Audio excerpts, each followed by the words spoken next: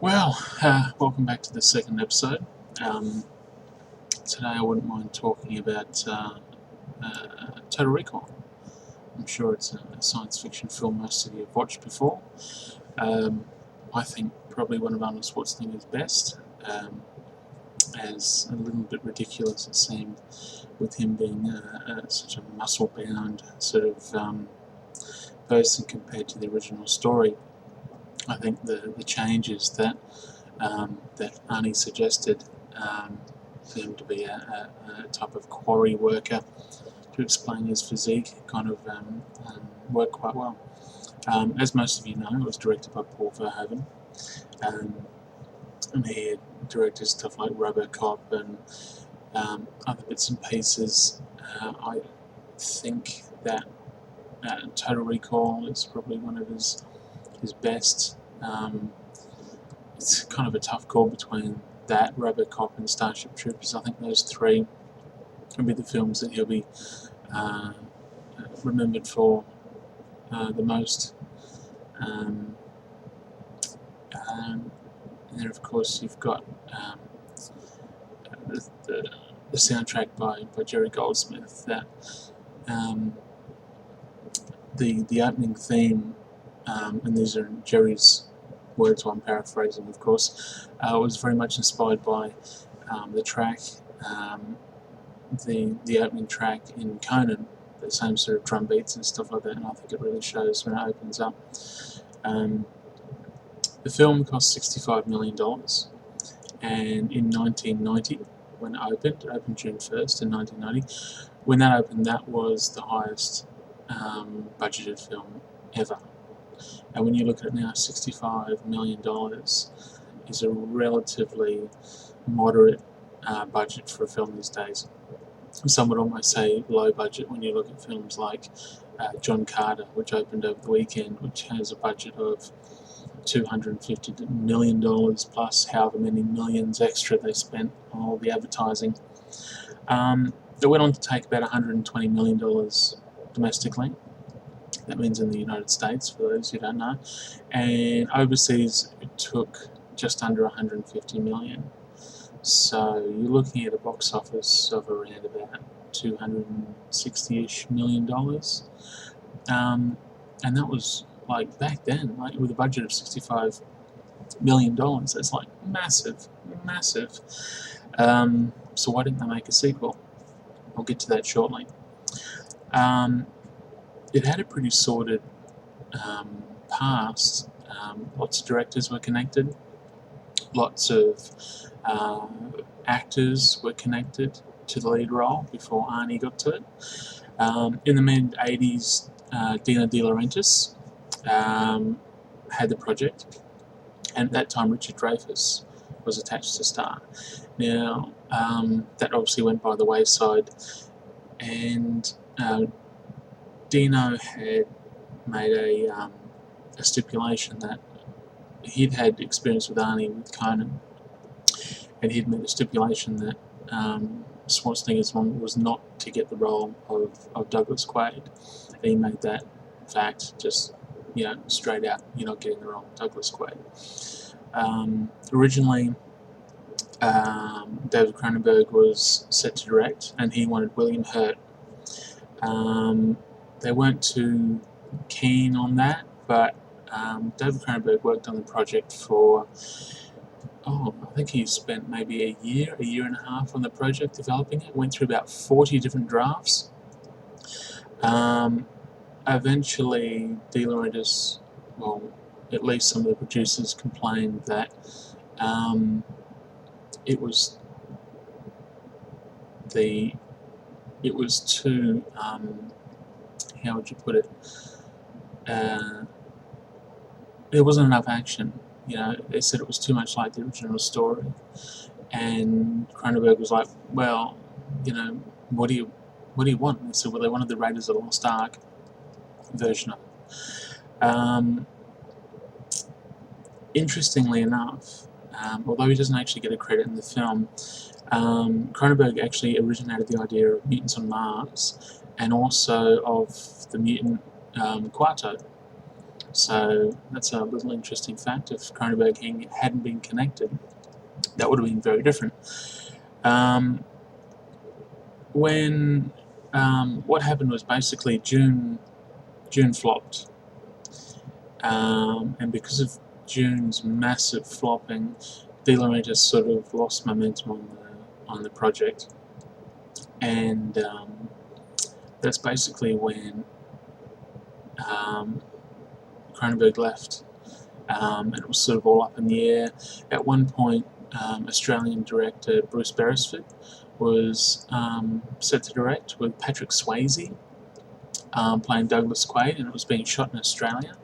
I think that ended up getting.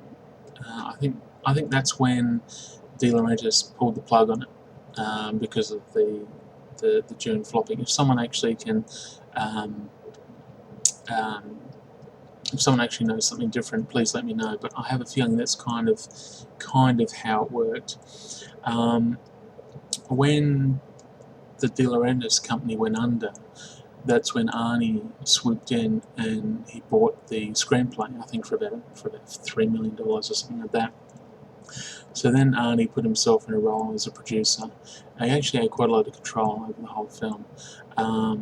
So much so as I think one of the producers wanted to cut one of the miniature effects from the film, one of the establishing shots of Mars. I think it was like that train shot where he's travelling through the mountainside. They wanted to cut some stuff like that to keep the budget down a bit.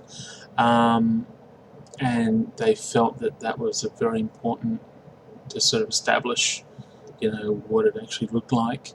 Establish the scope of the film, and of course Arnie had a quiet word in the ear of some of the producers, and the shot was back in. So Arnie had a lot of control over the film. I mean, this would have been his baby. He obviously knew a good script when he saw one. He surrounded himself with really good people. He was actually in the running for RoboCop, but due to the restraints of what they wanted with the suit and his actual physical size, they deemed that it wouldn't be feasible to have Arnie as RoboCop. And thinking back, it would have been quite ridiculous to have. I mean, you look at him as Mr. Freeze, and just imagine that as RoboCop. It would have been ridiculous. He didn't be able to fit in a car, let alone anything else. Anyway, but Arnie was impressed by Verhoeven after he saw the film RoboCop, and Arnie, being the businessman, wanted to work with him, so he brought Verhoeven onto the film. Verhoeven then in turn brought a lot of his RoboCop crew over. Ronnie Cox came over, the production designer Rob Bottin came over and did all the absolutely stunning effects, which he actually won a Special Achievement Academy Award for, and rightly so too. It also won a BAFTA for the visual effects, and skipping on awards, it also won Academy Award for Best Sound and Best Sound Editing, and Jerry Goldsmith won a BMI for Best Music. I think most of the actors won Saturn Awards for Best Actor. I think it's probably the only acting award Arnie's got, and ironic. Being a Paul Verhoeven film, obviously it had, I hesitate to use the word excessive, but it had a lot of violence. It had a lot of violence and it had a lot of black humour, very much like RoboCop. It was initially given an American X rating. It was trimmed down a little bit. A few different camera angles were used, and it kind of scraped through with an R rating. I remember here in Australia, on the video shelves, we had, like, this is when it first came out on video tape, there were two versions you could get. You could get an R-rated version, or you could get the M-rated version. The major difference was the scene in the escalator where Quaid uses a dead body as a human shield, and then when he dumps that body on the ground, you actually see his attackers stepping on the body as they chase after I guess someone thought that was a little bit too harsh, but nowadays it's relatively tame, but still pretty full on. But yeah, Total Recall debuted at #1 at the box office, and yeah, it was a massive hit. Roger Ebert even said gave it 3.5 stars out of 4. He called it one of the most complex and visually arresting science fiction movies in a long time. And coming from Roger Ebert, that's quite a lot. But of course, critics, I think the New York Times really nailed it. They considered the film excessively violent. I don't know. I mean, I liked it, and that's really all that matters for me. But obviously, it didn't do. I mean, obviously, the rating and the violence didn't hold back too much from the box office, considering how much it made. Which, getting round to that, yeah, they, keeping with the Philip K. Dick story that it's based on, they actually adapted another of his stories for a sequel.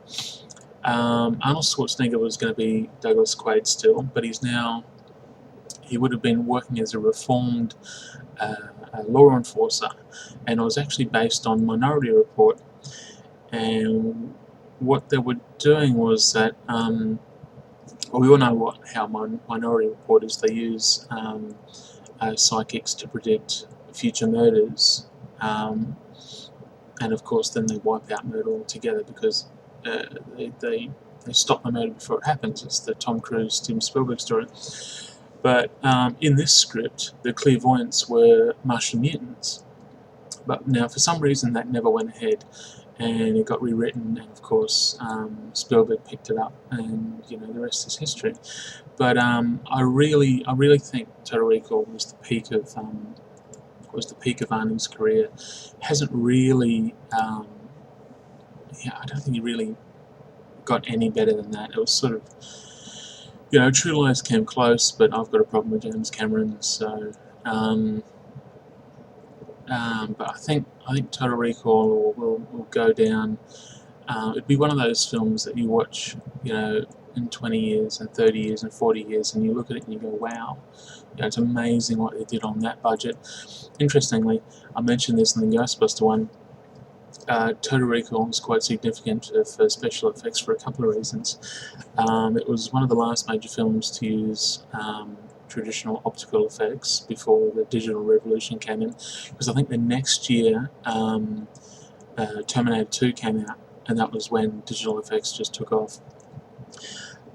It was also one of the first films to use sort of, I guess, semi photorealistic CGI special effects, and one quick 30-second scene, and that's that scene where he's going through the X-ray scanner detector thing.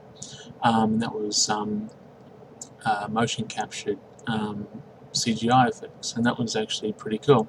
So it was sort of on the cusp of visual effects. It was optical and miniatures at the very height of their game for the time, combined with cutting edge for the time again CGI, all in one film. So it's a very important film, I think, for everything. I mean, it was sort of a tour de force for Rob Bottin's effects. I mean, his effect. I mean, no one does a fake head better than Rob Bottin.